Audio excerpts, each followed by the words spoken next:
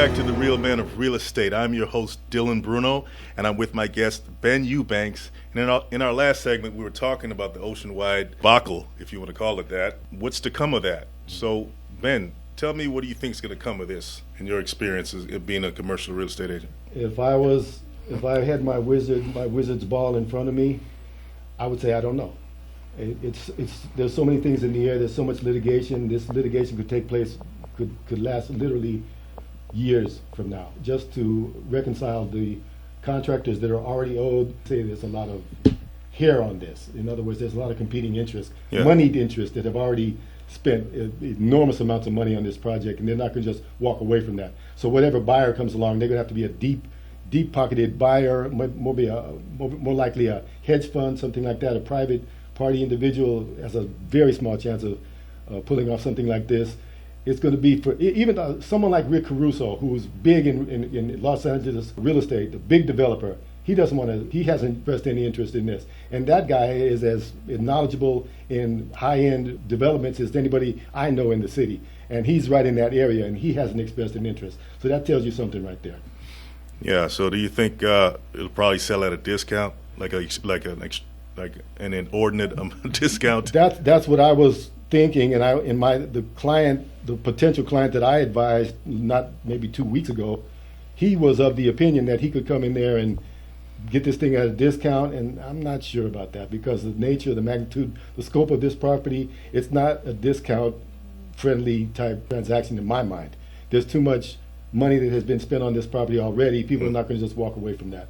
So yeah, anything could happen. Anything is possible, but for most people, this property something has to happen. Obviously, I cannot see this property being demolished. I cannot see the property, no one being interested to the point where they demolish this property. If you've seen it on the news or in the publications and the media, it's a huge property. It's commensurate with the level that you would expect in downtown Los Angeles. That's the magnitude, and that's how these properties look from afar. Yeah, I've seen it, and I got to tell you, those guys who get up there and do graffiti, I mean, there's, man, with no harness or anything like that.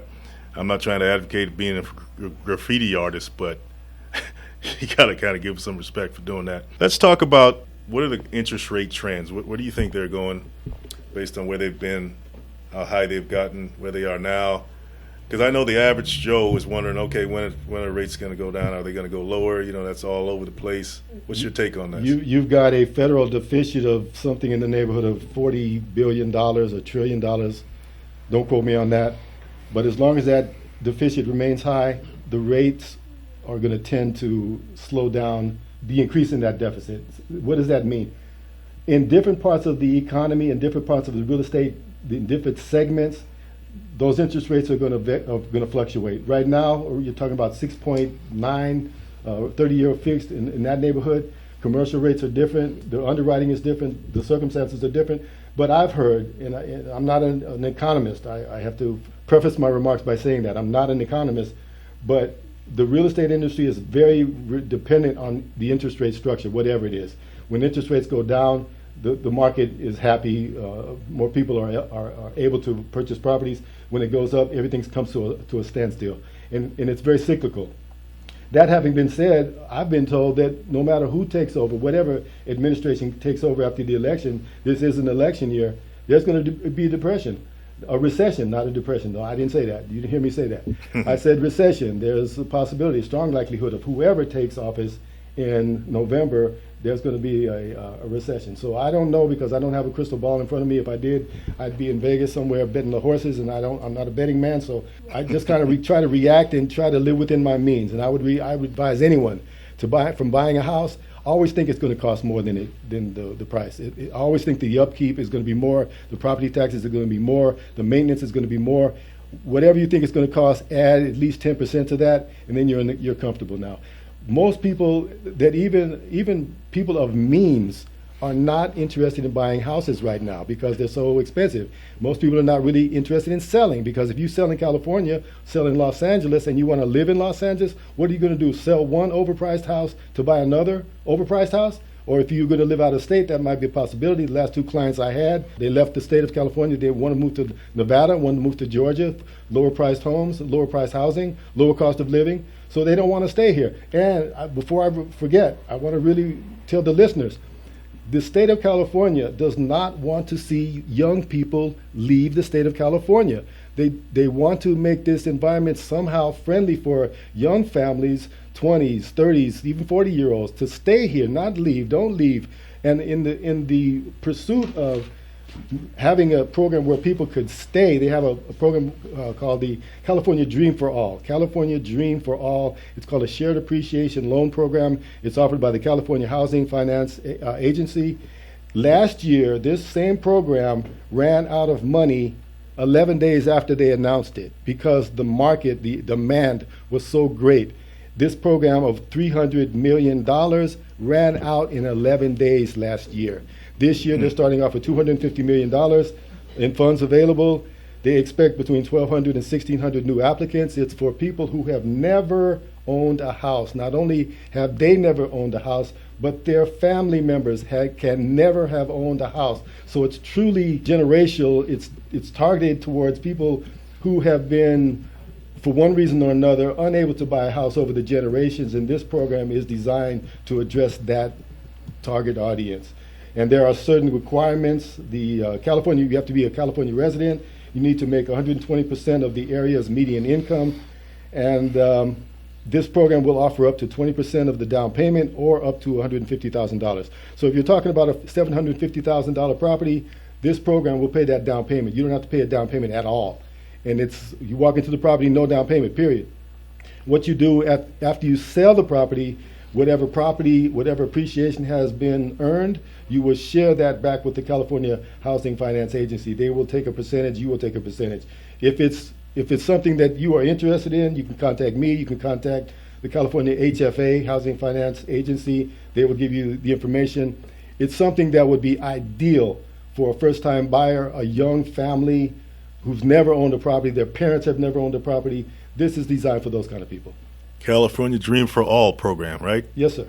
Yeah, that's amazing that they have that going on, guys. So there is hope. There is hope for you. And it starts on April 3rd. The applications start on April 3rd. So right now it's March 17th, St. Patrick's Day. I don't have my green on. Is there a deadline? I just know that as soon as April 3rd comes around, you need to get your papers in. You need to get your paperwork in. Don't wait, because if you waited 11 days, how long is 11 days? Not long. But $300 million was depleted in 11 days last year. This program is so needed, so necessary, and so in demand that, yeah, on April 3rd, you'd have my application in. If I was a buyer looking to buy, my application would be in on April 3rd. There you go. So, Ben, tell us a little bit about why you got into the niche area of commercial real estate versus other areas of real estate. Were you ever a residential agent or broker at all, or tell us more about your background on how you got into the industry? Well, most practitioners, most real estate licensees they start off as residential.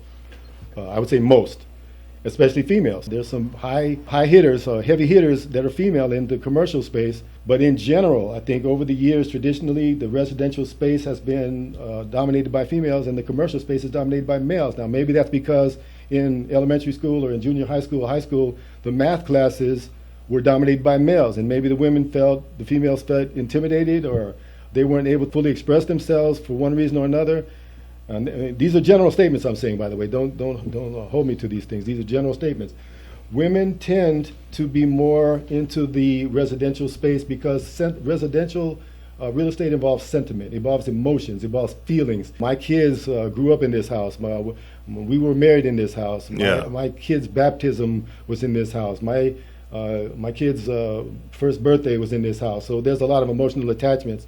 Commercial real estate, on the other hand, is strictly the numbers. It either pencils out or it doesn't. It either adds up or it doesn't. It's very cut and dry. And it's, like I say, so it's the mathematical part of it that is just a discounted cash flow, cash analysis, income statements, all these kind of things that traditionally have not been as widely available to females. But that's changing, so in a good way. Yeah, that is a good thing that it's, not as closed off as it used to be. More people who are, I guess, marginalized in those industries are getting a piece of the pie. So, like I was asking you before, Ben, the commercial side is your forte, right? You would rather, you're a numbers guy, right? So that's where you would rather be. You feel more comfortable. Depending on the deal.